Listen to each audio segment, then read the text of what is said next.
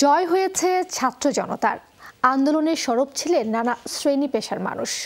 তারকাদের অনেকেই শুরু থেকে ছিলেন সক্রিয়। কেউ সামাজিক মাধ্যমে জানিয়েছেন প্রতিবাদ, কেউ নেমেছেন মাঠে। এখনো ছাত্রদের পাশে দাঁড়াচ্ছেন অনেকে। এই তালিকায় অন্যতম একটি নাম সাবিলা নূর।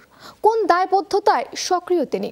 জানি বা কেমন বাংলাদেশ, ইন্ডাস্ট্রি নিয়ে কি স্বপ্ন দেখেন, নতুন কি কাজ আসছে তার, সবকিছু জানতে আজ আমাদের সাথে অতিথি হয়ে আছেন ছোট পর্দা ওটিটির জনপ্রিয় মুখ Sabila Nur. Welcome to Sunday dinner show mister night. Thank you. কেমন আছেন আপু? আলহামদুলিল্লাহ, খুবই ভালো আছি। আসলে শো এর শুরুতেই আমাদের ছাত্র সমাজ এবং তরুণ সমাজদের স্যালিউট জানাতে চাই তাদের জয়ের জন্য, এবং সেই সাথে যারা শহীদ হয়েছেন তাদের প্রতি শ্রদ্ধা জানাতে চাই, এবং যারা আহত হয়েছেন তাদের দ্রুত সুস্থতা কামনা করি। এবং আপনি যেটা বলছিলেন যে ছাত্র জনতার জয় হয়েছে, সেটা অংশীদার, মানে তারা শুরু করেছে এবং আমরা আসলে সেই জয়ের একটা স্বাদ নিচ্ছি এখন। তো সেই ছাত্র জনতার বিজয়টা কিভাবে আসলে উপভোগ করছেন এই মুহূর্তে? আমি তো আসলে যখনই মানে রাস্তায় নামছি বা কোনো কাজে যাচ্ছি, আমার খালি মানে আমি খুবই প্রাউড ফিল করছি যখন মানে ছোট ছোট কাজ থেকে, মানে সেটা সৌন্দর্য বর্ধনের কাজ হোক কিংবা রাস্তা পরিষ্কারের কাজ হোক, ট্রাফিকের কাজ হোক, সব কিছুতেই আসলে আমাদের ছাত্ররা যেভাবে করে মানে নেমে পড়েছেন, এটা আমাদের জন্য আসলে খুব বড় একটা এক্সাম্পল। আমরা যে এত বছর ধরে অন্যায়ের বিরুদ্ধে মুখ খুলিনি, তারা আমাদেরকে সাহস জুগিয়েছেন, সেটার একটা এক্সাম্পল হয়ে আছে আসলে। সাবিলা, কেন মনে হলো যে আসলে ছাত্ররা যে আন্দোলন করেছে ওটা যৌক্তিক এবং এটা সঠিক ছিল, যার জন্য আপনি তাদেরকে সাপোর্ট করেছেন? আসলে এটা অনেক কথা বলতে হবে, এটা বলতে পারি, তবে আবারও এটাই বলতে চাই যে আমরা অনেক বছর ধরেই আসলে অন্যায়ের বিরুদ্ধে আওয়াজ তুলতে পারিনি, কিংবা তুলতে গেলেই বিভিন্ন রকমের বিভিন্ন ভয়, প্রেশার, এগুলো কাজ করেছে আমাদের মধ্যে। সো যখন আসলে ছাত্র জনতা আওয়াজ তুলেছে, তখন আমার কাছে মনে হয়েছে যে এটাই সময় তাদের সাথে এখন যদি মানে তাদেরকে সমর্থন না জানাই, তাহলে আসলে আমরা বিরাট একটা অপরচুনিটি মিস করে ফেলবো অন্যায়ের বিরুদ্ধে প্রতিবাদ করার। সো সেই জায়গা থেকে আসলে মনে হয়েছে যে না, এটাই টাইম, এখনই আসলে অন্যায়ের বিরুদ্ধে প্রতিবাদ করতে হবে। এমনটাই মনে হয়েছে, কিন্তু শুরু থেকে যে আপনি একদম সক্রিয় ছিলেন এই আন্দোলনে, এর পেছনে কি কোনো দায়বদ্ধতা ছিল শুরু থেকে? না, অবশ্যই যে মানে আমার কাছে মনে হচ্ছে অন্যায়ের বিরুদ্ধে আসলে আর কত মানে চুপ থাকা যায়। ডেফিনেটলি শুরুতে একটা ভয় তো কাজ করেছে।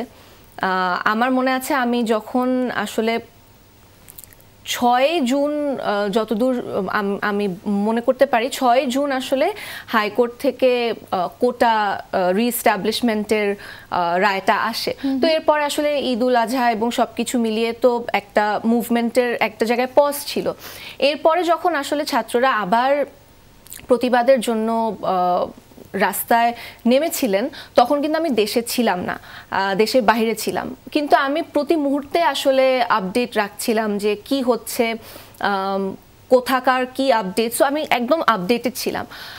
কিন্তু যখন আসলে 15-16 তারিখের দিকে, এই শুরুতে কিন্তু খুবই পিসফুল একটা প্রোটেস্ট ছিল, সবাই শান্তিপূর্ণভাবে জাস্ট কোটার বিরুদ্ধে আন্দোলন করছিল, কিন্তু 15-16 তারিখের দিকে যখন আমাদের ছাত্রদের উপর হামলা করা হলো, তখন আসলে আমি মনে হচ্ছে না, এই সময় আসলে চুপ করে থাকা যাবে না। সো আমি যতদূর মনে হয় 16 তারিখে প্রথম ফেসবুকে একটা পোস্ট দিয়েছিলাম, এবং সাথে সাথেই আসলে আমার কাছে মানে কল এসেছে সেটা মুছে ফেলার।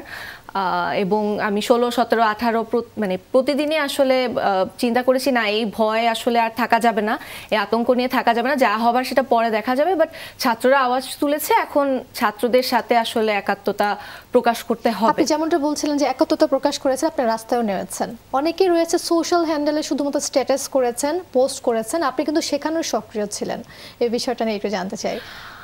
আমার কাছে মনে হয় আসলে এটা আমি এমন কোনো বড় কিছুই করে ফেলিনি, এটা একটা মানে ছাত্ররা যা করেছে সেটার কাছে এটা কিছুই না। সো আমার কাছে মনে হচ্ছে যে ছাত্রদের মানে ছাত্ররা রক্ত দিচ্ছে, তারা তাদের মানে জানের বাজি রেখে তারা এবং লড়াইটা কিন্তু শুধু নিজেদের জন্য করছে না, আমাদের সবার জন্য, পুরো বাংলাদেশের জন্য লড়াই করছে। সো এখানে আসলে আমরা সাধারণ জনগণ যারা আছি তাদের এটা দায়িত্ব যে তাদের সাথে একাত্মতা প্রকাশ করা। তো এই প্রসঙ্গে একটা কথা কিন্তু চলেই আসে সাবিলা, কোনো ধরনের ফোন ভয় ভীতি আসলে কি আপনাকে দেওয়া হয়েছে কিংবা দেখানো হয়েছে কিনা একটু জানতে চাই আমরা। এইটা আসলে সিয়াম যমুনা টেলিভিশনে খুব সুন্দরভাবে বলেছে। সো আমি আবারও সেটা বলবো, হ্যাঁ আমি যে বলছিলাম যে প্রথম যখন 16 তারিখে আসলে পোস্টটা দিয়েছিলাম অবশ্যই ফোন এসেছে এবং সেটা মুছে ফেলার জন্য বলা হয়েছে। 17-18 একই সেটাই হয়েছে, ভয় ভীতি আতঙ্ক, এটা আসলে এখন না, শুধু এই সময় না, এর আগেও যখন আসলে কোনো শিল্পী বা কেউ আওয়াজ তোলার চেষ্টা করেছে তখনই কিন্তু এক ধরনের ভয় আতঙ্ক তাদের মধ্যে কাজ করেছে। এবং আশফাক ভাইও এটা বলছিল যে আশফাক ভাই তো তার কাজের মাধ্যমে আসলে অনেক মেসেজই অডিয়েন্সকে দিয়েছেন। সো তখনও কিন্তু তাকে ভয় দেখানো হয়েছিল। সো আমাকেও আসলে সেম। সো আমার মনে হয় প্রতিটা শিল্পীর আসলে অনেক ধরনের প্রতিবন্ধকতা থাকে, যেটাও আসলে আমরা অডিয়েন্সের সাথে কখনো শেয়ার করতে পারিনি। যে আজকে আপনাকে এই কথাটা বলছি, এটাও কিন্তু কখনো আমি আসলে অডিয়েন্সকে বলতে পারিনি। সো সেই জায়গা থেকে আসলে এক ধরনের ভয়ভীতি তো কাজ করেছেই, কিন্তু মনে হয়েছে যে না, এটা আসলে এখন যা হবে পরে দেখা যাবে, এখন মানে এই ভয়ভীতির উপর মানে ওইটাকে মাথায় রাখা যাবে না। আচ্ছা, তারপরেও কি এরকম কখনো এসেছে যে মাথায় যে আমি গ্রেফতার হতে পারি, যে কোনো সময় গ্রেফতারের একটা ভয় কাজ করেছে কিনা? হ্যাঁ, গ্রেফতারের ভয় কিংবা মানে ক্যারিয়ার থাকবে না, আমি থাকি কিনা সেটার মানে কোনো মানে আমি জানি না।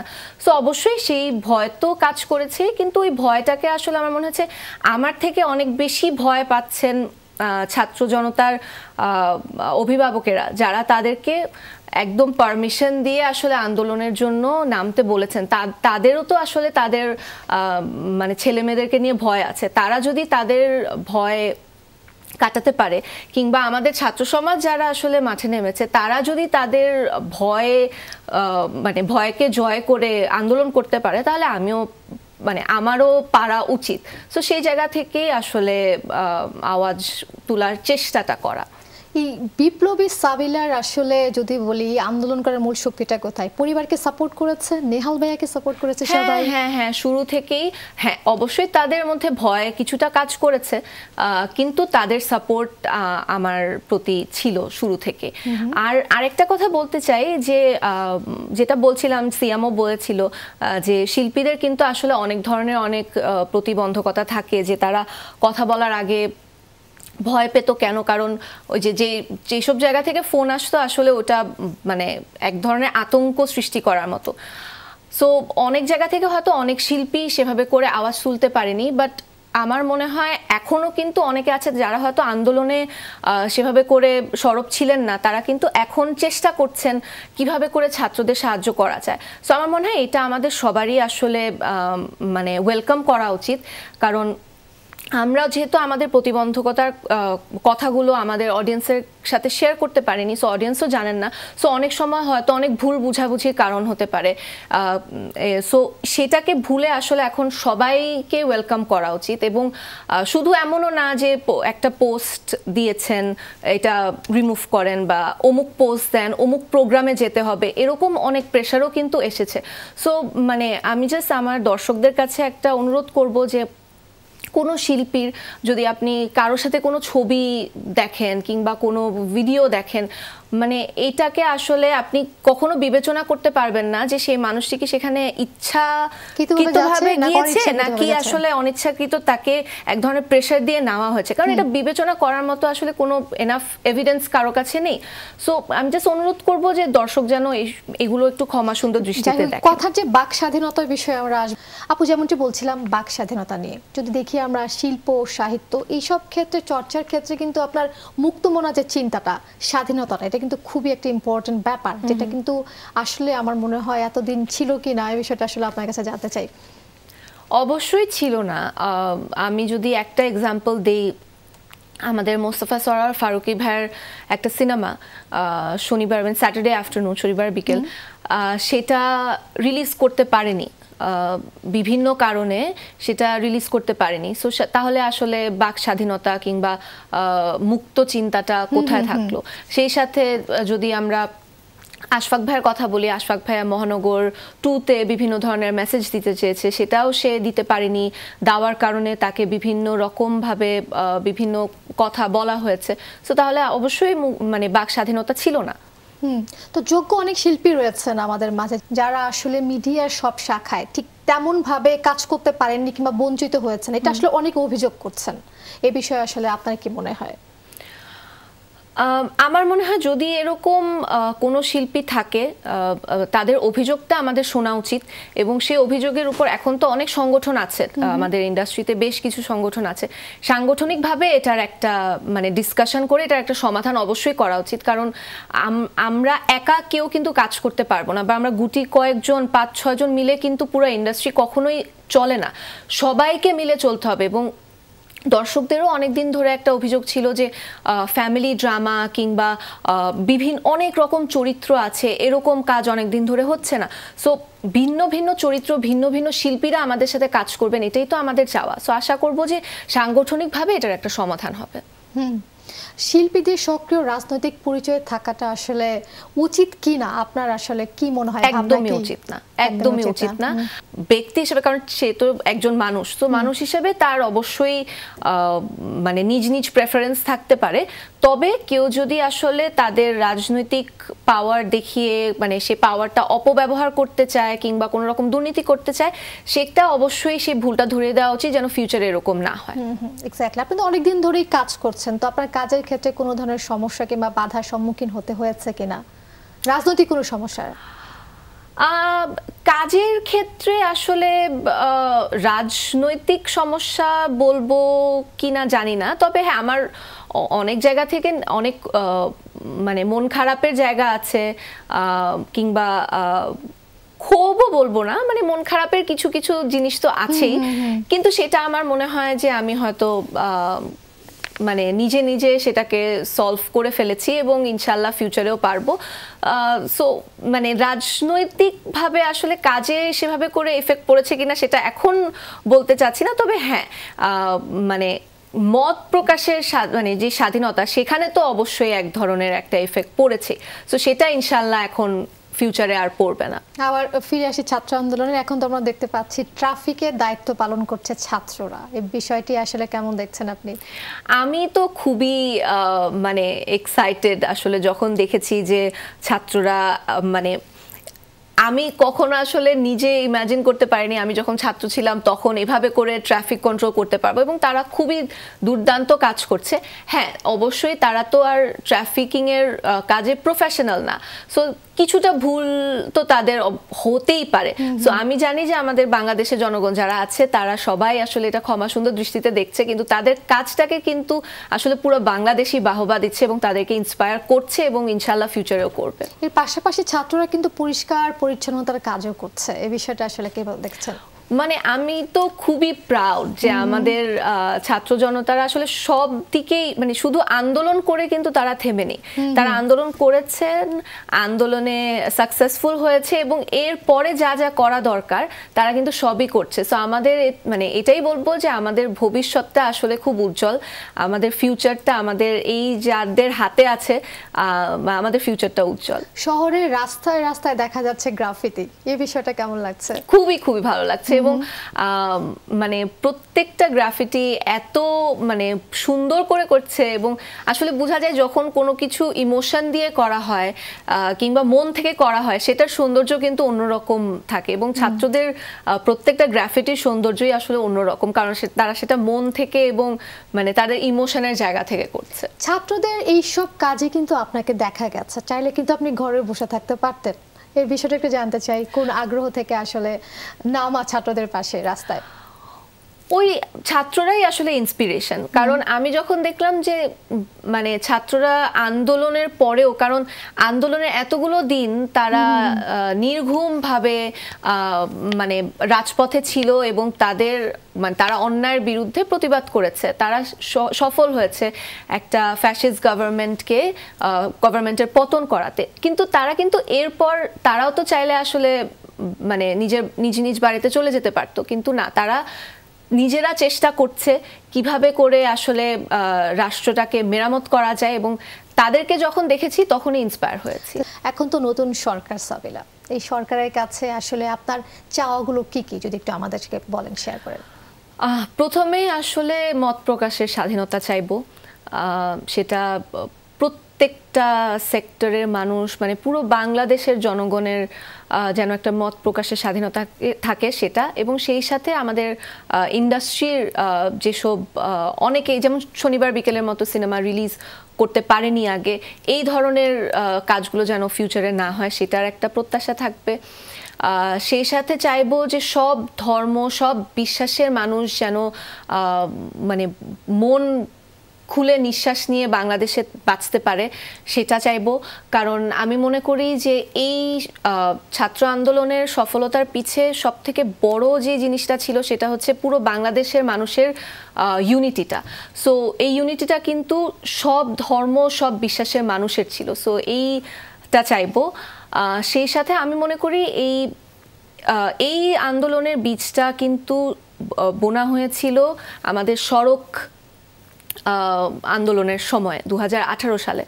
সো সড়কের নিরাপত্তা চাইবো, এবং মানে এইটার পিছনে আসলে সরকার যদি কাজ করতে পারে খুবই মানে সেটা একটা প্রত্যাশা থাকবে। এবং সেই সাথে পরিবেশ নিয়ে যদি কোনো ধরনের কোনো উদ্যোগ নেওয়া যায়, কারণ গ্লোবাল ওয়ার্মিং একটা পুরো বিশ্বেই একটা মানে খুবই ভয়ঙ্কর একটা জিনিস, যেটা প্রত্যেক সেকেন্ডে সেকেন্ডে আসলে এটার আতঙ্কটা বেড়েই যাচ্ছে। সো আমাদের দেশ বাকি দেশের মতো যেন গ্লোবাল ওয়ার্মিংয়ের জন্য এবং পরিবেশের জন্য কোনো একটা স্টেপ নিতে পারে সেটা চাইবো। তবে আমি অবশ্যই এটা মনে করি যে মাত্র তো ইন্টারিম গভর্নমেন্টটা ফর্ম হয়েছে, সো আমাদেরও আসলে মানে অবশ্যই সবার অনেক প্রত্যাশা থাকবে, কিন্তু সেই সাথে আসলে সরকারকে একটু সময়ও দিতে হবে যেন সব অরাজকতা মানে আস্তে আস্তে মুছার তাদের মানে ওই সময়টা আসলে তাদেরকে দিতে হবে। সাবিলা, আরেকটা ব্যাপার হচ্ছে জাতীয় চলচ্চিত্র পুরস্কার নিয়ে প্রায় কিন্তু অনেক আলোচনা সমালোচনা শোনা যায়। আসলে জাতীয় চলচ্চিত্র পুরস্কার কি ধরনের পরিবর্তন আসলে আনা যেতে পারে, কি মনে হয় আপনার? এটা আমি যখন চলচ্চিত্রে অভিনয় করব তখন বলতে পারবো। তবে আমি মনে করি যে ওইটাই যে কেউ যেন, যেটা আমি বলছিলাম যে শিল্পী হিসেবে কারো কোনো আসলে মানে রাজনীতিকভাবে সক্রিয় থাকাটা উচিত বলে আমি মনে করি না। তবে হ্যাঁ, ব্যক্তিগতভাবে তো তার একটা প্রেফারেন্স থাকবে, কিন্তু ওই পার্সোনাল প্রেফারেন্স ব্যবহার করে কেউ যেন আসলে কোনো অ্যাওয়ার্ড পাওয়া হোক কিংবা কোনো ধরনের কোনো বেনিফিট পাওয়া, এসব আসলে বন্ধ করতে হবে। কারণ এটাও যে মানে আমরা তো আসলে দুর্নীতিমুক্ত একটা বাংলাদেশ চাই, সো এই দুর্নীতিমুক্ত বাংলাদেশের অংশ কিন্তু এটাও। সো আমি আশা করব যে ফিউচারে এরকম হবে না, যোগ্য যারা আসলেই পুরস্কার ডিজার্ভ করে তারাই পাবেন। তো সাবিলা, মিডিয়া কিংবা গণমাধ্যমে কি কি পরিবর্তন আসতে পারে বলে আপনার মনে হয়? মত প্রকাশের স্বাধীনতা এটা তো একটা আছে, এবং মিডিয়ার আসলে মানে সত্যিকে সত্যি বলা, মিথ্যাকে মিথ্যা বলা, সাদাকে সাদা বলা, কালোকে কালা বলা, এই যেই মানে প্র্যাকটিসটা আসলে এইটা আসলে স্টার্ট হয়ে গেছে, এবং এটা আরও ফিউচারে আরও ভালোভাবে থাকবে বলে আশা করব। সেই সাথে আসলে আমি মনে করি যে এখন কিন্তু প্রতিশোধ প্রতিহিংসার সময় না, এখন আসলে আমাদের উচিত সবাই মিলে মানে একসাথে হয়ে কিভাবে আসলে রাষ্ট্র মেরামতের কাজে আমরা সাহায্য করতে পারি সেটা বিবেচনা করা। সো এটাই আশা করব। এবার একটু কাজ প্রসঙ্গে আসি সাবিলার, তো কাজে ফিরছেন কবে? এখনো আসলে কোনো শুটিং করিনি, এবং শুটিংয়ের কোনো আপডেটও আসলে আসেনি বা কারোর সাথে যোগাযোগও হয়নি। সো আমার মনে হয় কিছুটা সময় লাগবে, তবে শুটিং যখন শুরু করবে সবাই মিলে আমি আশা করি তখনই শুটিংয়ে যোগ দিতে পারবো। ঈদে তো বেশ আলোচনায় ছিলেন, কি বলবেন এই বিষয়ে? আসলে দর্শক সবসময় আমাকে অনেক ভালোবাসা দিয়ে এসছেন, এবং আমি সেই ভালোবাসা থেকে আসলে চেষ্টা করি ভিন্ন ভিন্ন কাজ দর্শকদেরকে উপহার দেওয়া। কিছু কিছু কাজ ভালো হয়, দর্শক পছন্দ করে, কিছু কিছু কাজ হয়তো আপ টু দ্য মার্ক হয় না, সেটার ক্রিটিসিজমটা নিয়ে আসলে চেষ্টা করে ভবিষ্যতে আরও ভালো কাজ করার। তো সেই ইচ্ছাটাই আছে যে ভবিষ্যতে দর্শকের ভালোবাসা এবং দর্শকের গঠনমূলক সমালোচনা নিয়ে ফিউচারে যেন আরও ভালো কাজ করতে পারি। তো রাহির পরে কে আসবে নাকি আমরা সাবিলাকে দেখতে পাবো খুব শীঘ্রই? হ্যাঁ, প্ল্যান তো ছিল, প্ল্যান আছে ইনফ্যাক্ট। তবে এখন আসলে দেশের অবস্থা বা দেশের সিচুয়েশন বিবেচনা করে হয়তো অনেকের প্ল্যানই চেঞ্জ হবে। সো আমি আসলে অপেক্ষা করছি ভালো একটা স্ক্রিপ্ট এবং ভালো একটা ছবির জন্য। দেখা যাক ইনশাআল্লাহ ফিউচারে কি হয়। আমরা চাইতে সব শেষে সাবিলা কেমন বাংলাদেশ চান আপনি, সবকিছু মিলিয়ে সর্বোপরি? সব শেষ প্রশ্ন আপনার কাছে। আমি দুর্নীতি মুক্ত একটা বাংলাদেশ চাই। আমি মানে ইউনিটি আছে সবার মধ্যে সেরকম একটা বাংলাদেশ চাই। এবং মানে এখন যেভাবে করে ছাত্র জনতার পাশে মানে সাধারণ জনগণ দাঁড়িয়েছে, সো সেইভাবে আমি চাই যে সবাই সবার পাশে দাঁড়িয়ে সুন্দর একটা বাংলাদেশ আমরা দেখতে পারবো, সেটা চাই। আমরা তেমনটা প্রত্যাশা করছি। সাবিলা, থ্যাংক ইউ সো মাচ। আজকের আয়োজনের শেষ পর্যায়ে চলে এসেছি। অনেক ফ্যান ফলোয়ার্স, ভালোবাসা মানুষগুলো আপনাকে দেখছে, তাদের উদ্দেশ্যে যদি কিছু বলার থাকে। দর্শকদের ধন্যবাদ জানাতে চাই সব সময় এভাবে আমাকে ভালোবাসার জন্য। সেই সাথে যদি ছাত্ররা কেউ দেখে থাকেন তাদেরকে মন থেকে ধন্যবাদ জানাতে চাই আমাদের সুন্দর একটা বাংলাদেশ গড়ার এরকম একটা অপরচুনিটি করে দেওয়ার জন্য। এবং সেই সাথে আমি আশা করব আমরা সবাই মিলে দুর্নীতিমুক্ত এবং ধর্মনিরপেক্ষ একটা বাংলাদেশ যেন ভবিষ্যতে দেখতে পারি। সো এখন যদি আপনার আশেপাশে কোনো ধরনের কোনো আক্রমণ কিংবা হামলা বা কোনো ধরনের কোনো ইনজাস্টিস যদি দেখেন, আপনারা অতীতে যেরকম রুখে দাঁড়িয়েছেন, আমি আশা করব ফিউচারে এভাবে করে যে কোনো অন্যায়ের বিরুদ্ধে রুখে দাঁড়াবেন। সবাইকে অনেক অনেক ধন্যবাদ। অনেক অনেক ধন্যবাদ সাবিলা। আমরা ঠিক তেমনটা প্রত্যাশা করছি। অনেক ভালো থাকবেন। ভালো থাকবেন। ভিউয়ার্স, সানডে ডিনার শুভেচ্ছা। আজকের আয়োজন ছিল এ পর্যন্তই। আবারও দেখা হবে একই সময়। সে পর্যন্ত সবাই ভালো থাকুন, দেখতে থাকুন যমুনা টেলিভিশন। Good night.